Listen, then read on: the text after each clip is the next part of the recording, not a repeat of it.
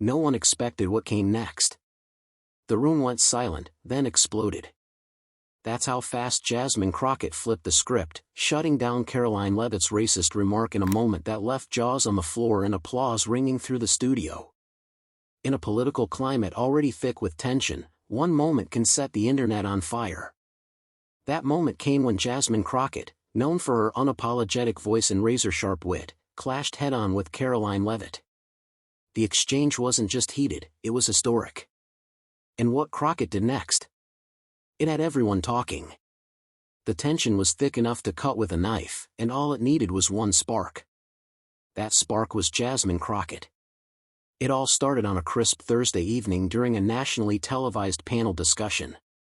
The stage was glowing under the studio lights, polished and pristine, but beneath the surface, the room carried the heavy energy of division, disagreement, and the weight of America's racial and political struggles. Two women sat center stage, Jasmine Crockett, the Democratic firebrand from Texas, and Karoline Leavitt, a fierce conservative voice known for aligning herself with Trump-era talking points. They were there to debate social justice, systemic inequality, and the current state of racial politics in America. The moment the camera went live, you could tell this wasn't going to be a typical debate. There was no light banter, no friendly exchange before the real questions began. These two came in with sharpened arguments, and neither of them planned to back down. Crockett, dressed in an elegant blue blazer and a calm, collected expression, took her place with the confidence of someone who has been underestimated before, but never again. Leavitt, sporting a confident smirk and her usual aggressive energy, had a certain gleam in her eye that suggested she was ready to make headlines. The host opened with a broad question. Let's talk about progress. Do you think America is on the right path when it comes to race relations? A simple question with no simple answers. Leavitt jumped in first, launching into a well-rehearsed speech about how far America has come, citing post-civil rights era laws, and claiming that victimhood culture was holding people back. She blamed modern movements for dividing Americans along racial lines. But Crockett? She waited. Patiently. Silently. Observing. When the host passed the mic to her, the energy shifted. You can't speak about progress, she began slowly, if you refuse to acknowledge the pain still happening. Real progress doesn't ignore struggle, it listens to it. Her tone wasn't angry. It was clear, commanding, and grounded in lived truth. The audience leaned in. She talked about redlining, police brutality, the racial wealth gap. Not with statistics alone, but with the human stories behind them, stories of children growing up with fewer opportunities, families suffering from generational neglect, and communities that felt like afterthoughts in a system designed without them in mind. That's when you could feel Leavitt get uncomfortable. But it wasn't until Crockett mentioned how some politicians weaponize denial to avoid responsibility that the tension really climbed. Leavitt interrupted, something you rarely see mid-segment. "Oh come on, Jasmine," she said with a laugh. "You always pull the race card when the facts don't support you." And just like that, the air went cold. A gasp rippled through the crowd. One or two audience members even audibly said, "Whoa." The host froze. You could almost hear the producers behind the glass, scrambling in disbelief. Everyone knew what just happened, a line had been crossed. Leavitt smirked like she had made her point. But what she didn't know was, she'd just set the stage for her own public takedown. Crockett didn't flinch. She didn't raise her voice or lash out. Instead, she took a deep breath, gave a slow nod, and looked her directly in the eyes. This was the moment that would go viral. The moment where silence said more than shouting ever could. Because what came next wouldn't just be a response. It would be a cultural moment. But before we get to that fiery clapback, it's important to understand what made this moment so explosive. It wasn't just the insult, it was the setting. A black woman being told she was playing the race card while calmly discussing injustice? That's the kind of gaslighting people are tired of. And here, on national TV, with millions watching, it played out exactly how so many people have experienced it in their own lives. The undermining. The dismissal. The patronizing laugh. Except this time, Jasmine Crockett wasn't going to let it slide. She had the spotlight, and she knew exactly what to do with it. Because when someone thinks they've won by cutting you off, they never expect you to come back with something they can't ignore. And Jasmine was about to deliver just that. You always pull the race card when the facts don't support you. Those words hung in the air like smoke from a fresh fire. For a second, the studio froze. The silence wasn't awkward, it was electric. The kind of silence that grips everyone because they know something big is about to happen. Karoline Leavitt sat there with a smirk, thinking she'd landed a solid jab. She leaned back in her chair, satisfied. It wasn't the first time someone had made that kind of comment on national television, but it might have been the last time someone got away with it without consequences. Jasmine Crockett didn't blink. She didn't break. But what she did next was the stuff of legends. With every camera pointed her way and every pair of eyes in the studio locked on her, Crockett adjusted her mic slightly, leaned in just an inch, and began her reply. When black women speak the truth, you call it playing the race card. But when women like you speak hate, you call it free speech? Boom. The crowd didn't just react, they exploded. A few clapped instinctively. Others gasped in disbelief. A man in the second row actually stood up. The moderator's hand reached for the desk like they were about to intervene, but even they hesitated. You don't cut off a moment like that. And Jasmine wasn't finished. Her voice calm, her face poised, she continued. See, Karoline, the difference between us is that I know what it feels like to walk into a room and be underestimated, disrespected, and talked over, not because I'm wrong, but because I'm black and a woman. You think this is a card game? I'm not playing anything. I live this. By now, Leavitt's smirk was gone. She shifted in her seat, her expression tightening. She looked like someone who had just realized they had poked a lion, thinking it was asleep. Jasmine glanced out at the crowd, not just to rally them, but to connect. To everyone watching at home, this is what we mean when we talk about microaggressions. This is what it looks like when someone thinks they can minimize your lived experience with a slogan. We're not pulling anything, we're pulling back the curtain. People cheered. Someone in the back yelled, "Say that." And on social media? Viewers were already scrambling to clip and post what they had just seen. But Crockett had one last hit. And it was the knockout punch.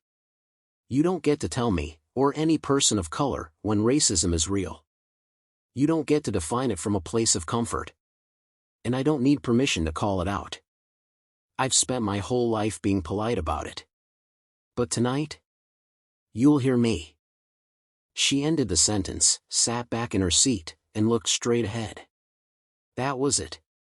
No yelling. No shouting. Just truth, raw, unfiltered, and undeniable. Leavitt tried to respond, but her voice cracked slightly. The power dynamic had shifted. She wasn't the dominant voice anymore, she was on the defensive, trying to walk back a statement the internet had already branded unforgivable. The host tried to steer the conversation back to policy, but the moment had already escaped the boundaries of the show. It had become bigger than the segment, bigger than politics. It was now about the moment someone stood up to racism in real time and did it without flinching. That single phrase, "I don't need to play a card, I carry the whole damn deck," was already being quoted everywhere. Politicians retweeted it. Activists turned it into art. News anchors recapped it that night, praising Crockett's poise, her clarity, and her refusal to be baited into rage. And for many watching, especially black women, there was a deep, personal resonance. They had seen moments like this in boardrooms, in classrooms, at dinner tables. Moments where someone tried to dismiss their experience with a smirk and a snide comment. But for once, they saw what it looked like when someone clapped back not with anger, but with purpose. Not with noise, but with power. And that's what made Jasmine Crockett's words unforgettable. She didn't just respond to Karoline Leavitt. She responded to every dismissive voice, every coded insult, every "get over it and stop making it about race." She responded to a system of minimizing and silencing, and she did it with the kind of grace and strength that turns a politician into a movement. It didn't take long. Within minutes of Jasmine Crockett's powerful takedown, phones across the studio lit up. Clips of her rebuttal were already spreading like wildfire. On TikTok, users were uploading edited versions with subtitles, music, and slow-motion reactions. On X, formerly Twitter, hashtags began trending before the segment even ended. Hashtag Crockett Clapback. Hashtag She Said What Needed to Be Said. Hashtag Deck Not Card.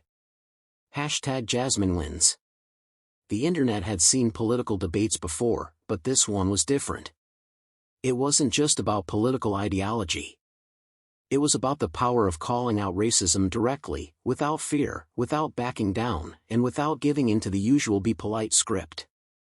Jasmine Crockett had shifted the conversation from policy to principle, and millions were listening. Comment sections exploded with praise.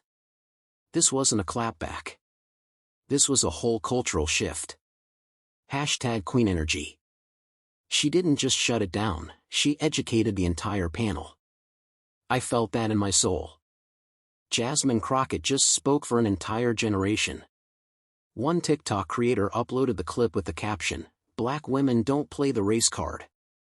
They carry the whole deck." That video hit 2.3 million views in less than 4 hours. Another creator stitched Crockett's speech with a reaction of someone pouring tea, dramatically nodding in agreement. But it wasn't just the average viewers reacting. High-profile names got involved. Ava DuVernay tweeted, "This is how it's done." At Jasmine for US, you didn't just show up, you showed out. Kerry Washington reposted the clip with, "The mic was dropped, and the message was heard loud and clear." Even news anchors who typically avoided taking sides praised Crockett's composure. On CNN, a commentator remarked, "What made this moment viral wasn't just what she said, but how she said it." Crockett didn't raise her voice. She raised the level of the conversation. Meanwhile, Karoline Leavitt's camp went quiet. For hours, there was no response. No tweet. No post. Nothing. And that silence only made things worse, for her. Users flooded her last Instagram post with thousands of comments. Some were angry, calling out the racist undertone in her comment.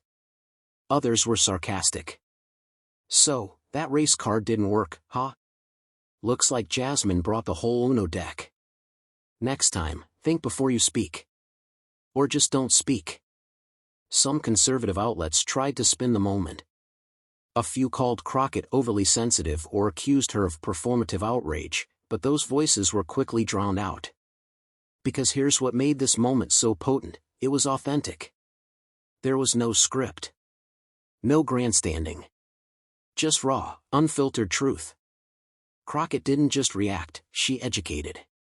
She turned an insult into a teachable moment and did it with more class than most people could muster in that situation. And the internet, usually quick to move on, wasn't ready to let this moment fade. Memes rolled in by the hour. One viral post featured Jasmine holding an imaginary deck of cards with the caption, "Racism? Gaslighting? Microaggressions? I got a card for all of it." Another one showed her face photoshopped onto the Queen of Spades with the words, "She didn't play the card. She became the card." But the real heat was in the think pieces and reaction videos. Dozens of political YouTubers, social commentators, and influencers put out videos breaking down the debate moment by moment. On YouTube, Why Jasmine Crockett's Clapback is a Masterclass in Political Debate. The moment that silenced Karoline Leavitt, explained. Carrying the whole deck, why Jasmine Crockett is the voice we need. Even teachers and professors got in on it. A political science professor from Howard University posted a breakdown titled, "From Dismissal to Domination, the Language of Microaggressions and How Crockett Reclaimed Her Power." The ripple effect was real. In just one day, Jasmine Crockett went from respected congresswoman to viral icon, especially among Gen Z and millennials. Young people, many of whom felt jaded by politics, suddenly felt seen. They shared her clip in group chats, stitched it on TikTok, and tweeted quotes like rally cries. The beauty of the moment was that it wasn't rehearsed. Jasmine didn't have time to plan that speech. It came from experience. From pain. From pride. And that's why it hit so hard. Because this wasn't just a viral moment, it was a mirror. A reflection of how often voices are dismissed and how rare it is to see someone stand up with strength and grace. And Jasmine Crockett? She didn't just stand up, she stood tall. By sunrise, the political world had changed. Newsrooms were buzzing. Editorial writers were rewriting headlines. And Jasmine, no one expected what came next. The room went silent, then exploded. That's how fast Jasmine Crockett flipped the script, shutting down Karoline Leavitt's racist remark in a moment that left jaws on the floor and applause ringing through the studio. In a political climate already thick with tension, one moment can set the internet on fire. That moment came when Jasmine Crockett, known for her unapologetic voice and razor-sharp wit, clashed head-on with Karoline Leavitt. The exchange wasn't just heated, it was historic. And what Crockett did next? It had everyone talking. The morning after her viral takedown of Karoline Leavitt, every major news network was running the clip. CNN played it on repeat during their political hour. MSNBC dubbed it the moment that defined the debate. Even Fox News, typically critical of Crockett, ran the segment, though their panel tried to soften Leavitt's remarks. But the truth was hard to spin. Because Crockett hadn't just won a debate, she had drawn a cultural line in the sand. And people were standing behind her. Politicians speak out. Across Capitol Hill, reactions came fast. Progressive leaders like Alexandria Ocasio-Cortez and Ayanna Pressley applauded her bravery. AOC tweeted, "We don't pull the race card. We reveal the system's stacked deck." Jasmine for US said what needed to be said. Even moderates chimed in.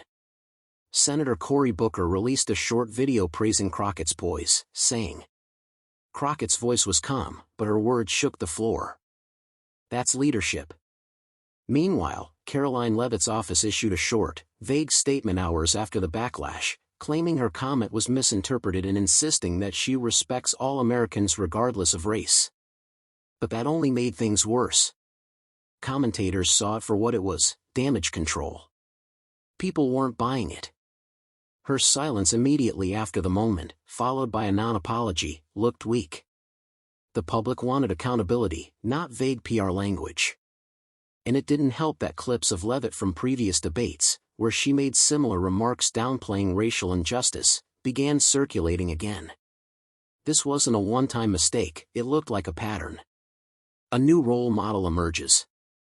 In the days that followed, Jasmine Crockett became more than just a congresswoman, she became a symbol. Teachers began sharing her speech in classrooms. College students quoted her in essays.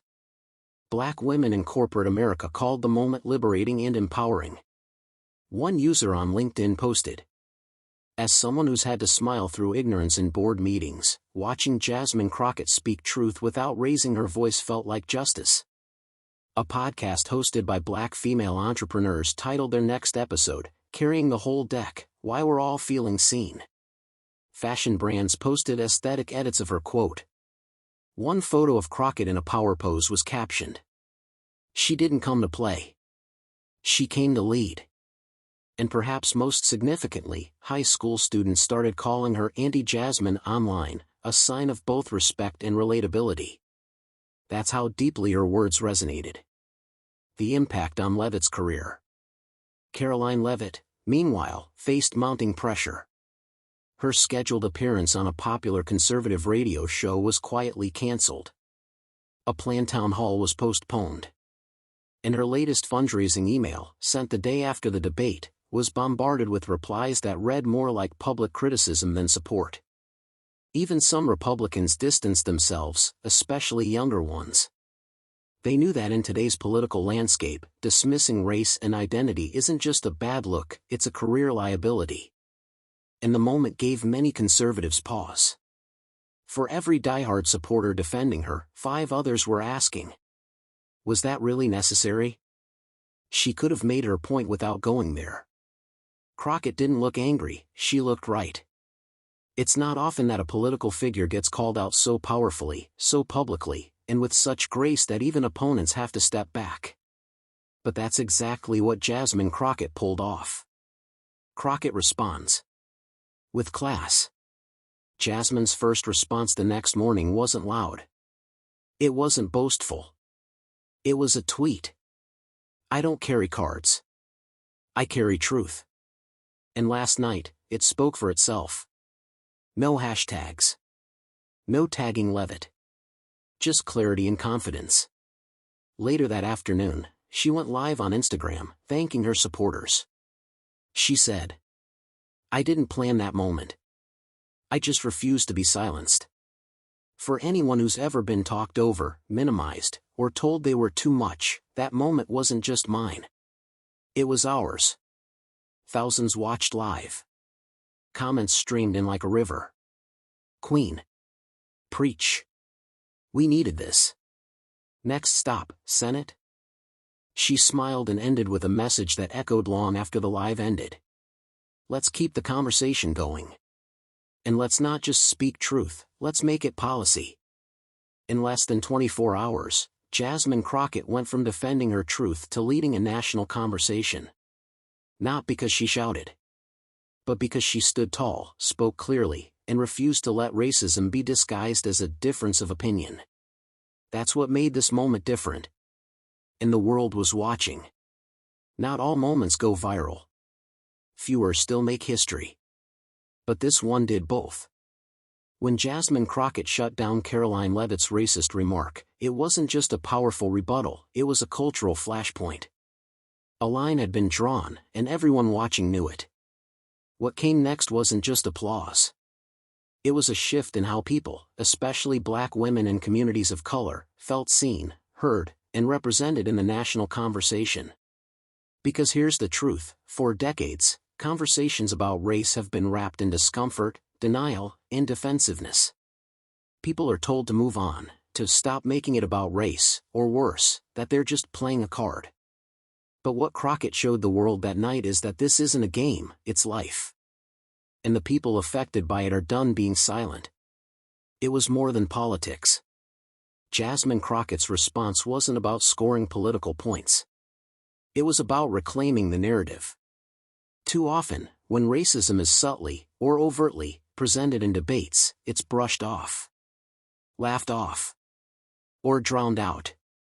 But this time, Crockett didn't allow that. She held her ground. She called it out. And she did it with power, intelligence, and calm authority. In doing so, she set a new standard. For debates. For interviews. For any space where voices are usually silenced in the name of civility. People watching at home, especially Black viewers, felt something they rarely feel from political discourse: dignity. They weren't just being defended. They were being represented. As one commenter wrote, "For once, I didn't have to scream at my TV. She said it for me." A blueprint for speaking out. In a time when cancel culture and internet outrage are constantly debated, Crockett's response stood out because it didn't rely on rage, it relied on truth. Her words were sharp, but never cruel. Her tone was steady, never condescending. She didn't try to destroy Leavitt, she revealed her. And that difference mattered. Because she modeled what it looks like to respond to ignorance without stooping to its level. She gave millions of people, especially young Black girls, a blueprint. Proof that you can confront hate with composure. That you don't need to yell to be heard. She reminded us that the strongest mic drops come not from volume, but from value. The ripple effect begins. The moment didn't just live online. It sparked conversations across the country, in classrooms, boardrooms, community centers, and dinner tables. Teachers played the clip in high school discussions on race and identity. College professors assigned it in media and political science classes. Churches referenced her words in sermons about truth and justice. And it wasn't just about the quote, it was about what it represented. It represented every time someone's voice was ignored in a meeting. Every time someone was told they were too sensitive. Every time someone bit their tongue instead of speaking their truth. Crockett didn't just speak, she spoke for millions. And as the clip continued to circulate, so did a new wave of confidence.